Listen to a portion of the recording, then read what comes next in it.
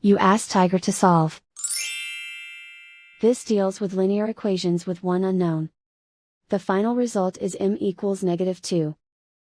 Let's solve it step by step. Simplify the expression. Combine like terms. Group like terms. Simplify the arithmetic. Group all m terms on the left side of the equation. Subtract 6m from both sides. Group like terms. Simplify the arithmetic. Group like terms. Simplify the arithmetic.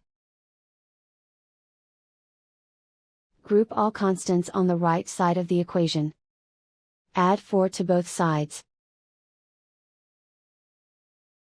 Simplify the arithmetic.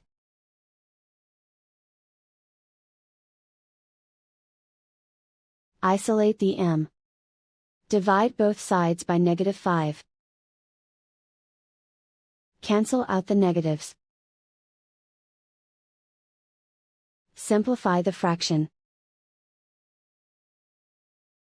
Move the negative sign from the denominator to the numerator. Find the greatest common factor of the numerator and denominator. Factor out and cancel the greatest common factor. And so the final result is m equals -2.